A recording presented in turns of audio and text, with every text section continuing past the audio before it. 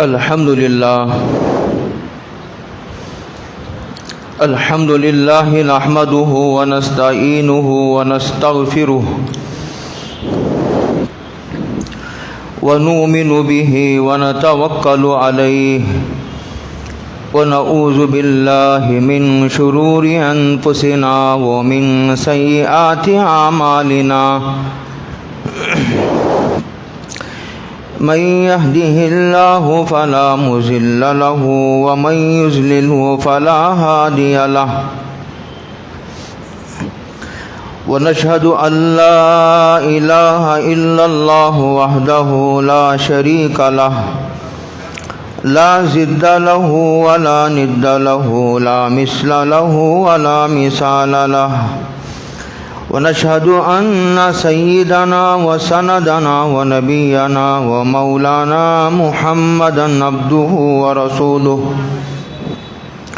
أرسله الله تعالى إلى الناس كافة بشيرا ونذيرا بين يدي الساعة من يطع الله ورسوله فقد رشد واهتدى ومن يعص الله ورسوله فقد ضل وغوى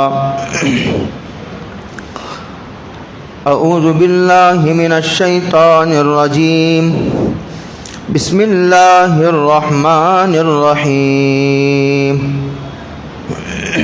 سبحان الذي أسرى بعبده ليلا من المسجد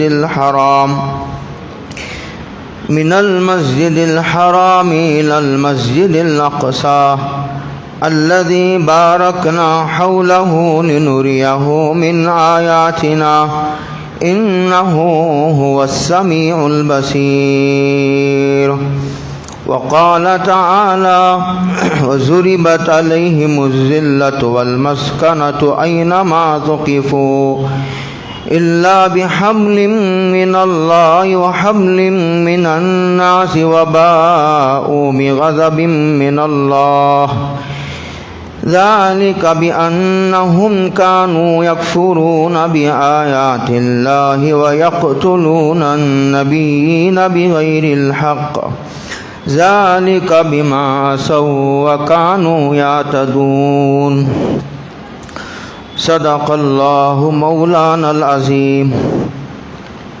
قابل قدر بزرگوں، دوستو، بھائیوں، السلام علیکم ورحمۃ اللہ وبرکاتہ۔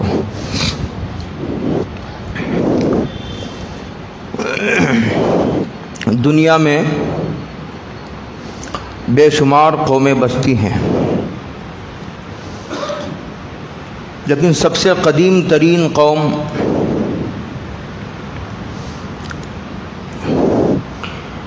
حضرت آدم علیہ السلام سب سے پہلے انسان اور سب سے پہلے نبی ہیں۔ حضرت نوح علیہ السلام کا زمانہ آنے تک انسانوں کے اندر شرک و بت پرستی کا سلسلہ شروع ہو چکا تھا۔ اس لحاظ سے مشرک یہ دنیا کی بڑی قدیم ترین قوم ہے۔ اس کے بعد یہودی جسے کہا جاتا ہے، یہ اپنے آپ کو حضرت موسیٰ علیہ نبینا علیہ السلام کی امت کہتے ہیں۔ یہ دنیا کا قدیم ترین مذہب، یہ دنیا کی قدیم ترین قوم ہے۔ اس کے بعد پورے عالمی نقشے پر سب سے قدیم قوم عیسائیوں کی ہے، اور پھر اس کے بعد مسلمانوں کا وجود اس دنیا میں 1500 سال پہلے سے ہے۔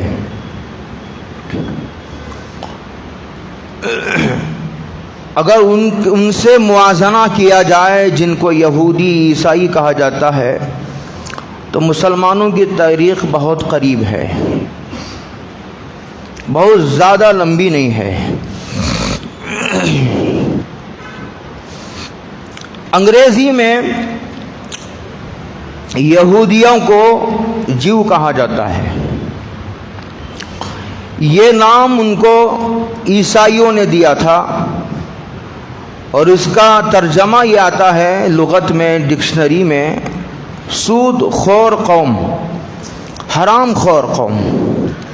قرآن مجید نے بھی یہی لفظ بعینہ ہی استعمال کیا ہے، سماعون للکذب واکالون للسحت. سورہ مائدہ میں قرآن کریم نے یہودیوں کو حرام خور اور سود خور کہا ہے.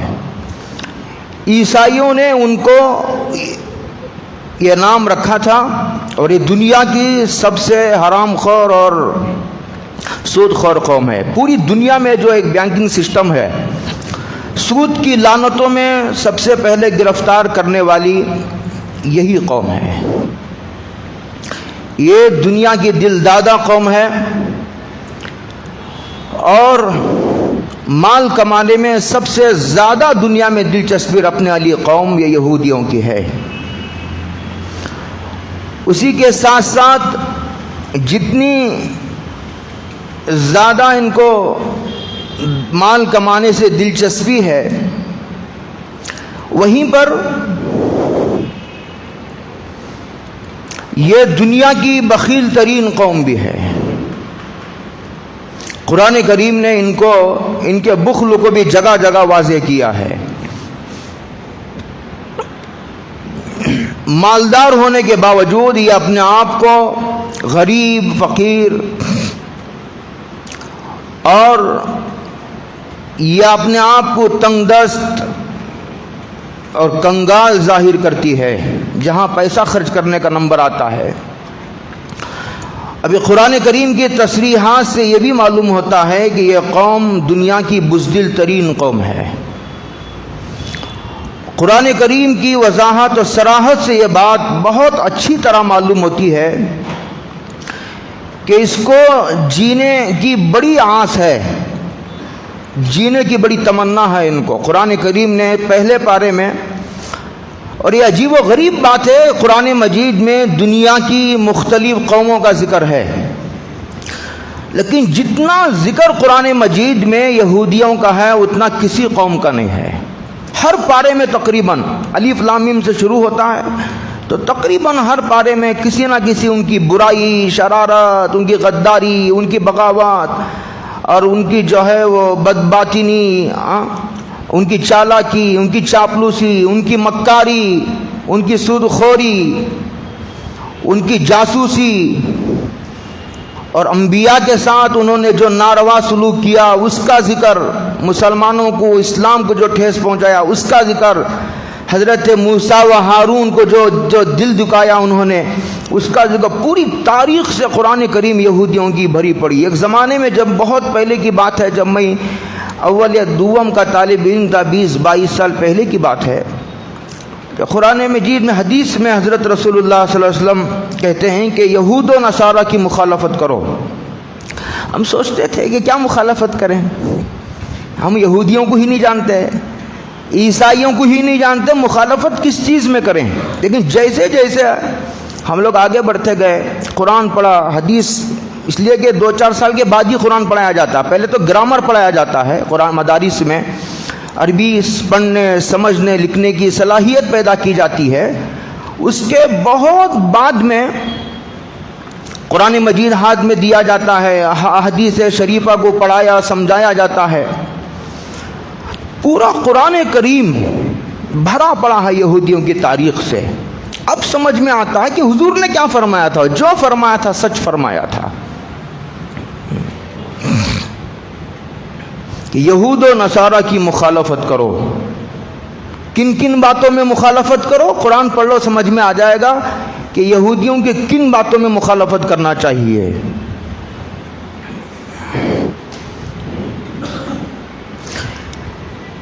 صیہون، ایک تو یہودیوں کے بارے میں نے کہا کہ انگریزی میں اس کو کیا کہتے ہیں، قرآن کریم نے ان کے بارے میں کیا کہا. آپ سنتے ہوں گے، آپ میں سے بعض لوگ جو یوٹیوب وغیرہ دیکھتے ہیں صیہونی سنتے ہیں، کہ صیہونی یہودیوں کی ہی ایک پارٹی ہے اور فلسطین میں سیہون نام کا ایک پہاڑ ہے، اسی سے منسوب کر کے یہ کہتے ہیں سیہونی، یہ اسلام اور مسلمانوں کے بڑے سخت ترین دشمن ہیں، اور ان کا مقصد یہ ہے اس کا قائم کرنے کا، اس تنظیم کے، کہ پوری دنیا میں ہماری حکومت ہو اور پھر بیت المقدس پر قبضہ کیا جائے، اور مکے اور مدینے پر، بلکہ پورے حجاز پر، مصر پر، عراق پر، ملک شام پر۔ ملک شام تب ٹکڑے ہو گیا، وہ ملک شام نہیں رہا، کئی ٹکڑوں میں بٹ گیا، وہ انہی سازشوں کی وجہ سے۔ اس سارے کو ہم ساروں پہ قبضہ کریں اور پھر اس پر کنٹرول کریں، اس پر حکومت کریں، یہ ان کی سازشیں ہیں، یہ ان کا مقصد ہے اس تحریک کے۔ اسی سے سیہونی کہتے ہیں کہ سیہونی جنگ ہوئی، سیہونیوں سے لڑائی ہوئی، یہ یہودیوں سے، یہودیوں کی ایک پارٹی ہے وہ۔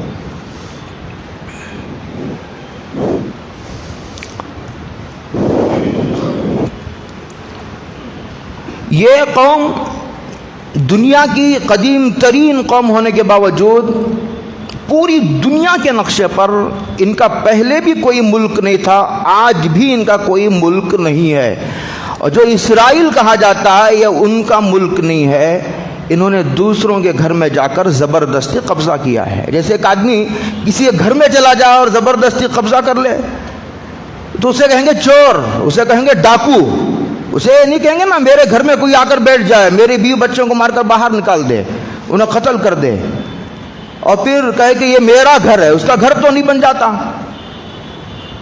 تو یہ چور ہیں، ڈاکو ہیں۔ قرآن کریم نے بھی ان کی جو اس قسم کی شرارتیں ہیں اس طرف قرآن نے بہت تفصیل سے، مجھے یاد آتا ہے ہٹلر عیسائی تھا اور جرمنی کا رہنے والا تھا ہٹلر۔ اس نے تقریباً 90% یہودیوں کو قتل کر دیا، یہودیوں کا بڑا سخت ترین دشمن تھا۔ اور جس طرح بخت نصر یہ عراق کا ایک بادشاہ تھا، اس نے یہودیوں کو تقریباً 6 لاکھ یہودیوں کو اس وقت قتل کیا تھا۔ ایک شہر ہے عراق کا، یہ وہاں کا رہنے والا تھا بخت نصر، 2 لاکھ یہودیوں کو قیدی بنا کر لے گیا تھا اور پھر بیت المقدس کو اپنے قبضے میں کر لیا تھا۔ پھر اس کے بعد جو تابوت سکینہ جس میں انبیاء علیہ السلام کے تبرکات تھے اسے بھی ساتھ لے گیا تھا۔ کئی مرتبہ ان پر حملہ ہوا۔ قرآن کریم کے سورہ بنی اسرائیل، اس کی تفسیر کرنے کا موقع بھی نہیں ہے، اتنا وقت بھی نہیں ہے۔ شروع ہی میں سورہ بنی اسرائیل کے نام سے ایک سورت ہی قرآن مجید میں ہے، اس میں شروع میں 2 مرتبہ ان پر حملے کا ذکر ہے۔ اس میں ایک حملے کا ذکر وہی ہے جو بخت نصر نے کیا تھا کہ ایسا ہوگا، تم ایسا فساد کرو گے۔ دنیا کے سب سے غدار فسادی یہ قوم ہے، اسی لیے پوری دنیا میں کسی نے ان کو اپنے ملک میں رہنے کے لیے جگہ نہیں دی۔ برطانیہ، امریکہ ان کی پشپناہی کرتا رہا، لیکن کبھی آپ کو حیرت ہوگی کہ جب یہ جرمن میں تھے، مولانا قاری محمد طیب صاحب رحمۃ اللہ علیہ کا اردو میں ایک رسالہ ہے، بہت مختصر ہے، 50-60 صفحے کا ہے۔ اس میں اس کا نام یہ ہے قرآن مجید اور بنی اسرائیل، قرآن مجید اور اسرائیل، اس رسالے کا نام، چھوٹا سا رسالہ ہے، قاری طیب صاحب رحمۃ اللہ علیہ کا ہے۔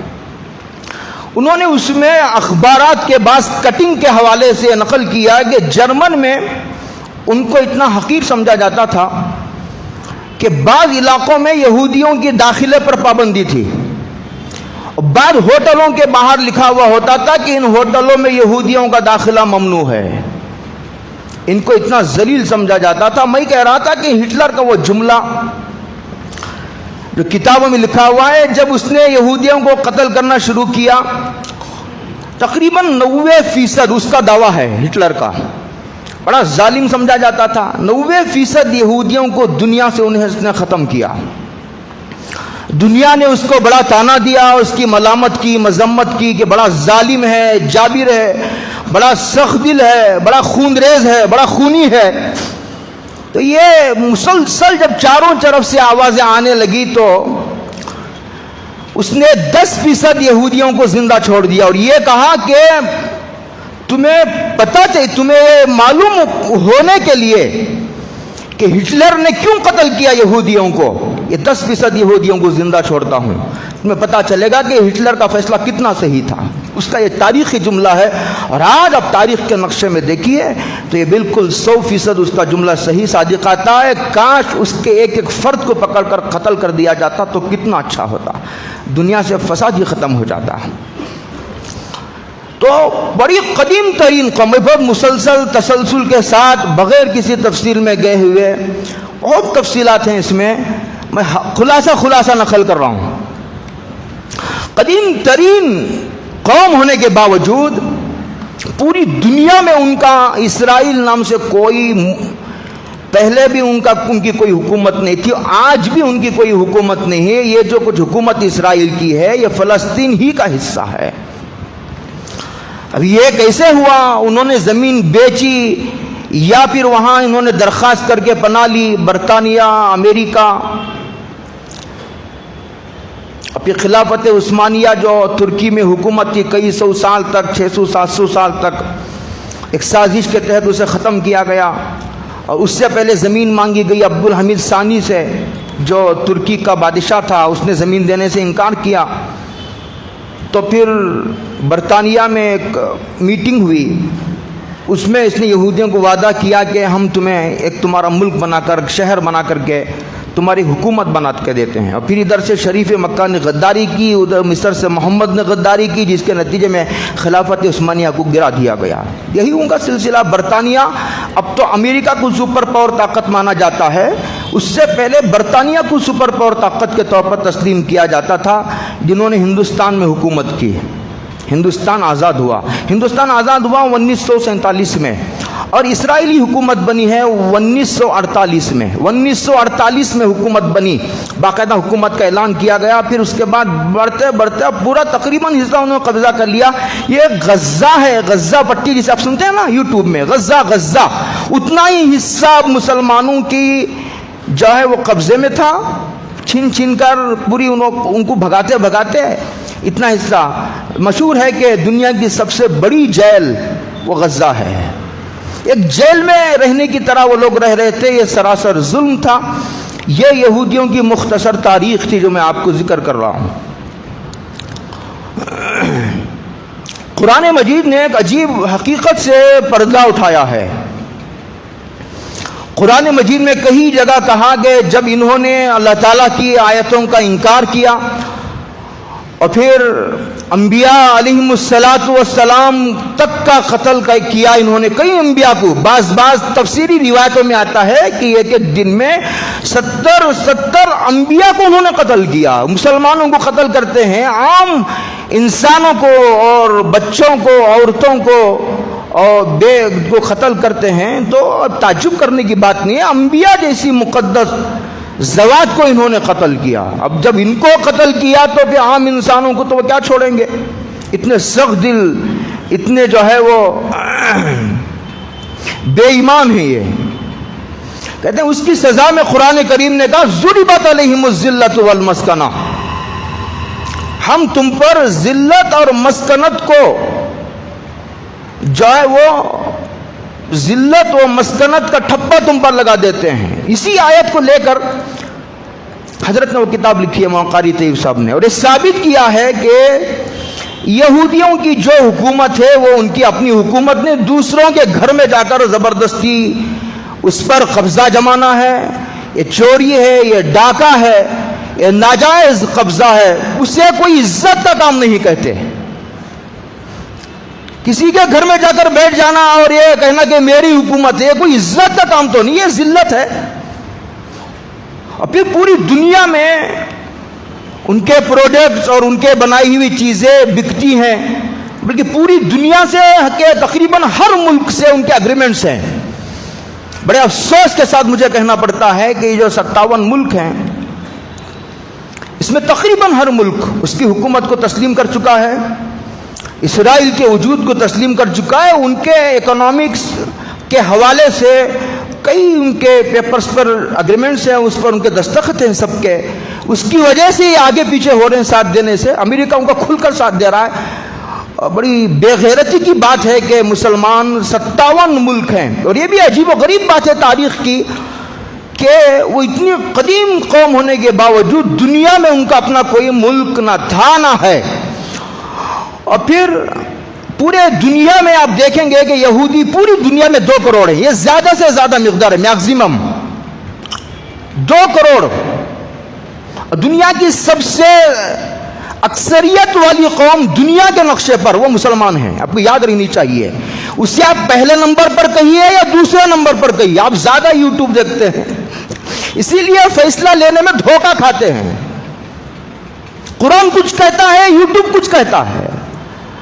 قرآن کچھ کہہ رہا ہے اور یوٹیوبر کچھ کہہ رہا ہے. اور یہ بہت تھوڑا علم رکھنے والے مسلمان یہ فیصلہ ہی نہیں کر پاتے کہ کون صحیح کہہ رہا ہے. پوری دنیا میں تو 57 ملک ہیں، 1500 سال کی تاریخ ہے مسلمانوں کی، بہت لمبی تاریخ نہیں ہے، لیکن اس کے باوجود مسلمانوں کے اپنے ملک ہیں. اور دنیا میں سب سے جو ہے وہ عزت دار قوم مسلمان سمجھی جاتی ہے. تو میں کہہ رہا تھا کہ قرآن مجید نے یہ کہا کہ یہ ذلیل ہیں اور ان پر ذلت کا ٹھپا لگا دیا گیا ہے. اسی لیے یہ 1940 پر آج سے پہلے پوری دنیا میں ان کا کوئی ٹھکانہ نہیں تھا. یہ خانہ بدوش لوگ ہیں نا کہ جہاں جاتے ہیں اپنا خیمہ ساتھ لیتے ہیں، جہاں جگہ مل گئی تھوڑی سی وہاں خیمہ گاڑ دیا اور 2-4 دن گزار دیے، مہینہ، پھر اپنا وہ بوریا بسترا باندھ کر پھر وہاں جہاں جگہ مل گئی وہاں. بالکل اس طرح پوری دنیا میں منتشر تھے، بھٹک رہے تھے، در بدر کی ٹھوکریں کھا رہے تھے.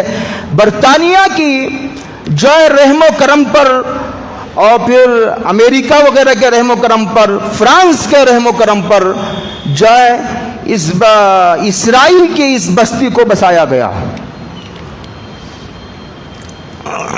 اور پوری دنیا میں ان کی حکومت یہ کہ چیزیں فروخت ہوتی ہیں، بنائی جاتی ہیں. اس کے باوجود قرآن کریم کہتا ہے کہ یہ ان پر ایک مسکنت کا اور ایک ذلت کا ٹھپا لگا دیا گیا ہے، اس سے نہیں نکل پائیں گے. آپ دیکھیے، بہت غور سے سنیے میری اس بات کو، آپ کو قرآن کریم کی تصدیق ہوگی. ایک تو پوری حکومت کے دنیا کے نقشے پر ان کا کوئی ملک نہیں، اور دوسری بات یہ ہے کہ پوری دنیا میں ان کے بنائی ہوئی چیزیں، ان کے پروڈکٹس بکتے ہیں. اس کے باوجود کسی کے دل میں ان کا تقدس، احترام، ان کا ادب، کہ کوئی یہودی کو ادب سے نام لیتا ہو، اس کا احترام کرتا ہو، اس کی بزرگی اور تقدس اس کے دل میں بیٹھی ہوئی ہو. اس سے بڑی کیا ذلت ہوگی کہ پوری دنیا میں اس کی چیزیں بکنے کے باوجود، مالدار ترین قوم ہونے کے باوجود، لوگوں کے اور ایمان والوں کے، نیک لوگوں کے دلوں سے اس کا تقدس، اس کی بزرگی اور پھر اس کا ادب، اس کا احترام، اس کی نیکی، ان کے نیکی سے لوگوں کے دلوں کو خالی کرا لیا جائے. اس سے بڑی ذلت کی کیا بات ہوگی؟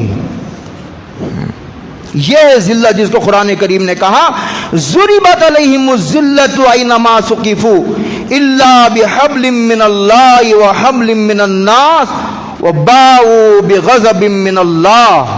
یہ ہے وہ پورا نقشہ جو یہودیوں کے بارے میں نے بہت مختصر طور پر عرض کرنے کی آپ کو کوشش کی ہے. اس لیے میں نے عرض کی ہے کہ بعض لوگوں کو یہ اعتراض ہو جاتا ہے کہ قرآن تو یہ کہہ رہا ہے کہ یہ ذلیل ہیں، قرآن کہہ رہا ہے کہ یہ تندرست ہیں، ان کی حکومت ہے. ان کی کیا حکومت ہے؟ پہلے بھی نہیں تھی، اب بھی نہیں ہے. اب ذہن سے نکال دیجیے اس بات کو، جو کچھ ہے وہ ناجائز قبضہ ہے. اس میں کیا سوچنے سمجھنے کی بات ہے؟ ہمارے گھر میں آ کر کوئی قبضہ کرتا ہے تو کوئی عزت کی بات ہے؟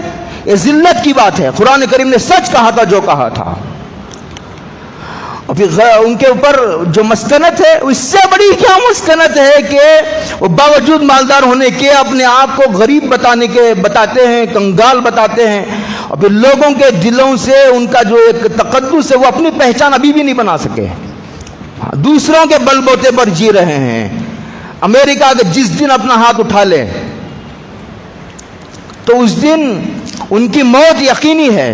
اور آج بھی حیرت کر رہے ہیں کہ اور یہ مجھے شاید یہ بات اس نمبر سے معلوم نہیں آپ کتنے لوگ سمجھیں گے،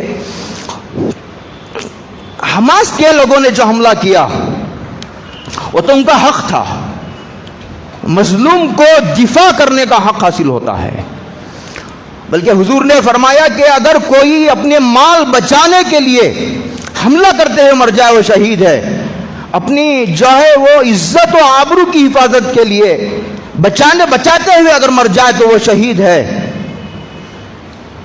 تو یہ تو حدیث پاک میں ہے۔ اور پھر یہ سوچنا یہاں بیٹھ کر وہاں کے حالات کا صحیح اندازہ لگانا بہت مشکل ہے، یہ سوچنا کہ اچانک انہوں نے کیوں رہتے ان کو کیا سوجی کہ دیوانہ اٹھا اور حملہ کر دیا، ایسی غلط فہمی میں اب مت رہی ہے۔ سوچا سمجھا ایک حملہ تھا، پوری مکمل تیاری کے ساتھ حملہ تھا۔ آپ کو اگر شعور تھوڑا بھی ہے کہ یوٹیوبرز کی گفتگو کرتے ہوئے کہیں وہ چھلک جاتے ہیں تو اس سے آپ اگر اندازہ لگا سکتے ہو تو آپ کو لگانا چاہیے، میں بہت کھل کر نہیں کہنا چاہتا۔ تو یہ کہہ رہا ہوں کہ باقاعدہ تیاری کے ساتھ انہوں نے حملہ کیا تھا، اور یہ بات یاد رکھیے کہ آج نہیں تو کل قرآن و حدیث کی روشنی میں وہ بیت المقدس پہلے بھی مسلمانوں کا تھا، اور بیت المقدس مسلمانوں کو ہی ملے گا، یہ انہی کی زمین تھی، اور اس کے تعلق سے بے شمار پیشن گویاں حدیثوں میں موجود ہیں۔ اگر خدا نہ خواستہ فلسطینی ہار جاتے ہیں تو وہ ہار بھی جیت ہے، اس لیے کہ یہ نہیں دیکھا جاتا کہ جیت ہوگی یا ہار ہوگی، دیکھا یہ جاتا ہے کہ اس وقت حکم کیا ہے خدا کا۔ اور آپ یہاں بیٹھے بھی یہ سمجھ رہے ہوں گے کہ حملہ کرنے والوں نے اللہ کا اشارہ پائے بغیر حملہ کیا ہوگا، ایسا سمجھنا بھی غلط ہے۔ کوئی آدمی کمیٹی سے ٹکر لینے والا اپنی طاقت کا اندازہ لگائے بغیر ٹکر نہیں لیتا ہے۔ بہت غور سے سنیے میری اس بات کو، ایک آدمی حکومت سے ٹکر لینا ہے، اور یہ پہلی مرتبہ حملہ نہیں ہے، تقریباً 70 سالوں سے یہ حملہ ہے، وقفے سے حملہ ہو رہا ہے۔ اور یہ قوم اتنی بزدل، جیسے میں نے کہا کہ آج بھی وہ زمینی فوج کے ساتھ لڑنے کے لیے تیار نہیں۔ حماس ان کی عورتوں پر آج بھی حملہ نہیں کر رہا ہے، آج بھی ان کے بچوں کو نشانہ نہیں بنا رہا ہے، آج بھی ان کے جو ہے ان کو یہ دعوت دے رہا ہے کہ تم کھلے میدان میں آؤ، ہم سے مقابلہ کرو، ہم مقابلہ کرنے آئے ہیں۔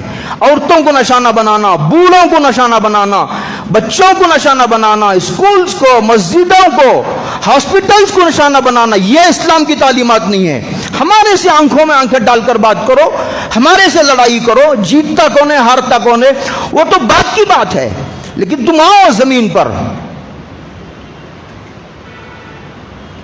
وہ زمین پر آنے کے لیے آج بھی تیار نہیں، اور یہ پہلا حملہ نہیں ہے، ان کو ان کی مکاریوں کا خوب اندازہ ہے، اور یہودیوں کی طاقت کا بھی اندازہ، حماس کو اپنی طاقت کا بھی اندازہ ہے۔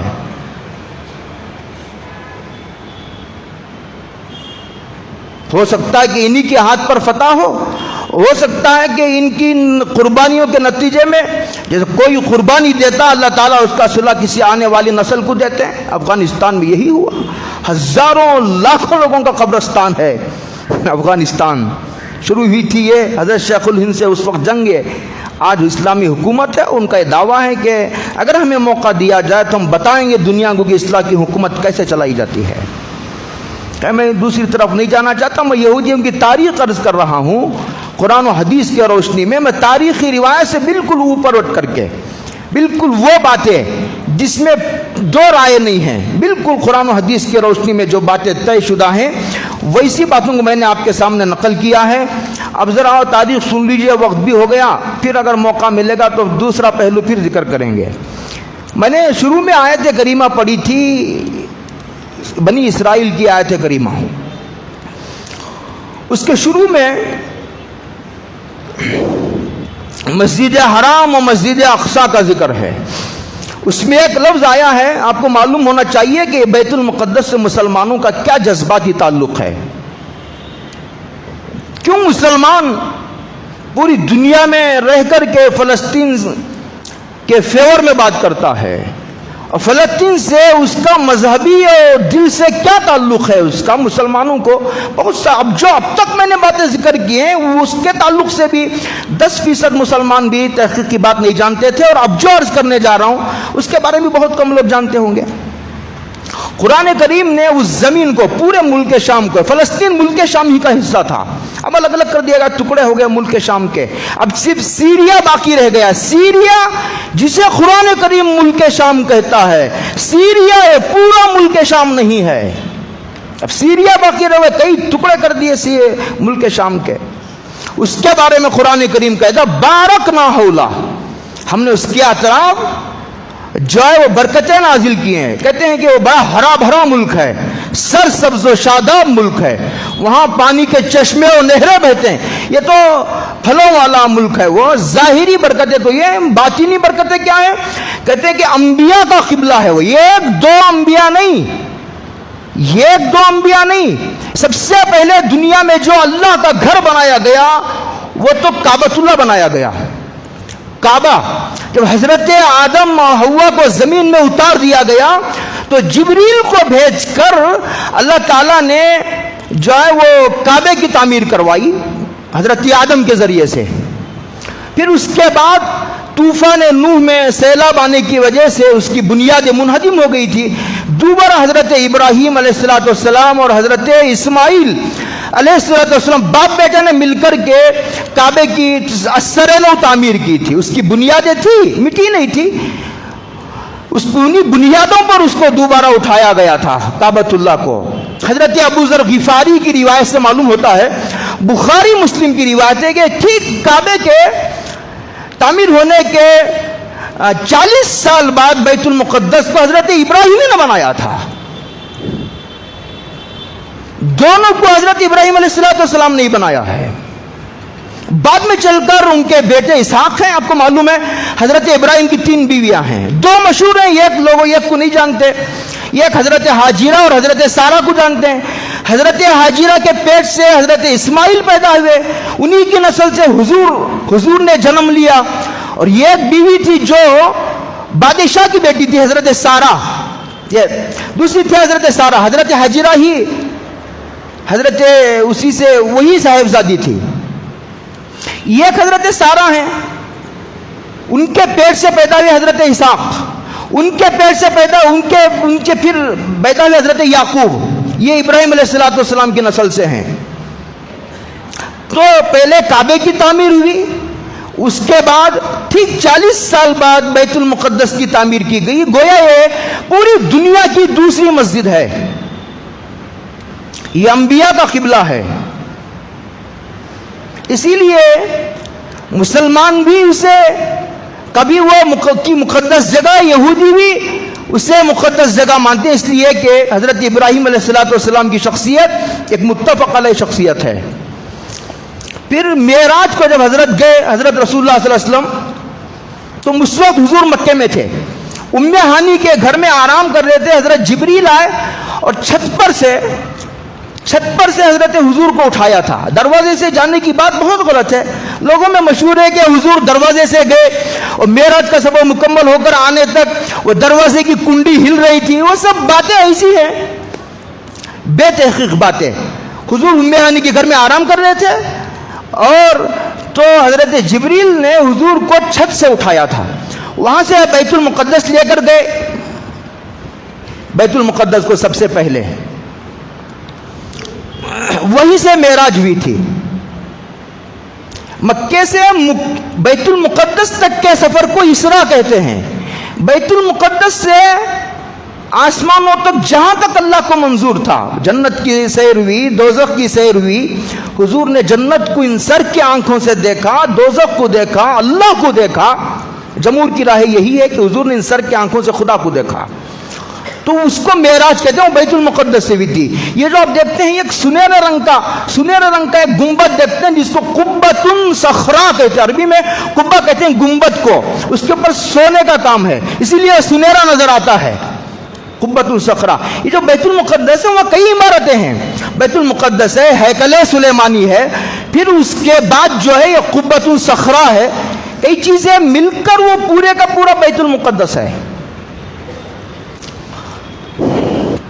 تو وہاں سے معراج کو سرکار علیہ وسلم تشریف لے گئے، اور یہ وہی جگہ ہے بیت المقدس جہاں حضور نے تقریباً 1.25 لاکھ انبیاء کی امامت فرمائی تھی. اسی لیے حضور کو امام الانبیاء بھی کہا جاتا ہے. حضور نے وہاں انبیاء کی امامت فرمائی تھی. اور یہ ایک روایت کے مطابق ہے کہ کعبے میں مسجد حرام اس مسجد کو کہتے ہیں جو کعبے کے اطراف بنائی گئی ہے. یہ اردو کا حرام و حلال نہیں ہے. حرام کے معنی قابل احترام. دنیا کی سب سے زیادہ قابل احترام مسجد وہ المسجد الحرام ہے، جسے کعبہ کہتے ہیں. تو وہاں ایک نماز پڑھنے کا ثواب 1 لاکھ نمازیں پڑھنے کے برابر ہے. اور بیت المقدس میں نماز پڑھنے کے بارے میں 3 روایتیں ہیں. ایک روایت یہ ہے کہ بیت المقدس میں ایک نماز پڑھنا 50,000 نمازیں پڑھنے کے برابر ہے. ایک روایت میں 25,000 نمازیں پڑھنے کا اجر ملے گا. ایک روایت میں ہے کہ 250 نمازیں پڑھنے کا اجر ملے گا. بہر روایات کا اختلاف ہے. یہ وہی جگہ ہے جس طرح جب دجال ظاہر ہوگا تو مکے اور مدینے پر ناکہ بندی ہوگی، فرشتوں کی ناکہ بندی. فرشتے دجال مکے میں داخل ہو جائے گا، فرشتے مار مار کر بھگائیں گے اور مدینے میں بھی داخل ہونے نہیں دیں گے. اسی طرح بیت المقدس میں بھی دجال کو داخل ہونے نہیں دیا جائے گا. یہ جو فلسطین کا ایئرپورٹ، یہ جو اسرائیل کا ایئرپورٹ ہے اس وقت، اس کا نام لد ہے، LUD لد ایئرپورٹ کا نام. یہ وہی جگہ ہے جو حدیث میں آیا ہے کہ دجال کو حضرت عیسیٰ وہی قتل کریں گے. امام مہدی اور حضرت عیسیٰ مل کر، امام مہدی کے حالات ہیں یہ آنے کے. یہ نہیں کہا جا سکتا کہ کس سن میں آئیں گے جیسے بعض لوگ کہہ رہے ہیں. یہ نہیں کہا جا کس مہینے میں کس دن آئیں گے. حالات وہی ہیں امام مہدی کے آنے کے. امام مہدی کے آنے کی تیاری ہو رہی ہے. تو بیت المقدس میں بھی دجال کو داخل ہونے نہیں دیا جائے گا. اور پھر یہ دنیا کی، اور پھر آپ کو معلوم ہونا چاہیے کہ 3 مسجدیں، ایک کعبہ، ایک مسجد نبوی، ایک بیت المقدس، جس کی طرف باقاعدہ نماز پڑھنے کے لیے سفر کرنا جائز ہے. ان 3 کے علاوہ باقاعدہ نماز پڑھنے کے لیے کسی مسجد کا سفر کرنا جائز نہیں. لوگ مزارات کے لیے کوئی عراق کا سفر کر رہا ہے، بہت اچھا. سر آنکھوں پر عبد القادر جیلانی کی عظمت، سر آنکھوں پر. خواجہ اجمیری کی عظمت سر آنکھوں پر. میں جتنا جانتا ہوں خواجہ اجمیری کو اور عبد القادر جیلانی کو صحیح روایات کی روشنی میں آپ میں سے 1% بھی نہیں جانتے، لیکن سر آنکھوں پر. لیکن قرآن اپنی جگہ، حدیث اپنی جگہ. 3 مسجدوں کی طرف سفر کرنا جائز ہے، کعبہ اور ایک مسجد نبوی ہے بیت المقدس. اور وہ یہ، اس کی بھی وہ فضیلت ہے کہ جو آدمی نماز پڑھنے کے بیت المقدس جاتا ہے تو وہاں نماز پڑھ کر آئے تو گناہوں سے ایسا پاک ہو جاتا ہے جیسے اس کی ماں نے اسے آج ہی جنا ہو. یہ فضیلت بیت المقدس کی بھی ہے. عیسیٰ علیہ السلام وہیں اتریں گے. حضرت امام مہدی پیدا تو ہوں گے مدینے میں اور ہجرت کریں گے بیت المقدس کی طرف، اور حضرت امام مہدی کی قبر بنے گی بیت المقدس میں. حضرت عیسیٰ دمشق کی جامع مسجد کے مشرقی مینا پر اتریں گے اور پھر امام مہدی وہ مل کر کے دجال کو جو اسرائیل کا ایئرپورٹ ہے باب لد، وہاں اسے قتل کریں گے. حضرت عیسیٰ وہیں اتریں گے اور حضرت عیسیٰ دفن ہوں گے مدینے میں. روضے میں یہ جگہ خالی ہے، وہاں حضرت عیسیٰ کو دفن کیا جائے گا. آئیں گے حضرت عیسیٰ، پہلے امام مہدی آئیں گے، پھر اس کے بعد حضرت عیسیٰ آئیں گے اور دجال کو قتل کریں گے. یہ وہی زمین ہے فلسطین کی کہ جو آتا ہے نا کہ یہ جب قیامت کے دن پھر انسانوں کو جمع کیا جائے گا ایک میدان میں، وہ یہی فلسطین کی جگہ ہے. یہ عرض محشر ہے. اور 10,000 انبیاء کی قبریں ہیں وہاں. 10 ملک شام میں 10، یہ دو نہیں، یہ اللہ کے ولی کی قبر ہوتی ہے تو لوگ ہنگامہ زمین کو سر پر، آسمان کو سر پر لے اٹھا لیتے ہیں. 10,000 انبیاء کی قبریں ہیں. ہمارا اس سے بڑا گہرا رابطہ ہے. کہ مختصر تھی، وقت ہو گیا.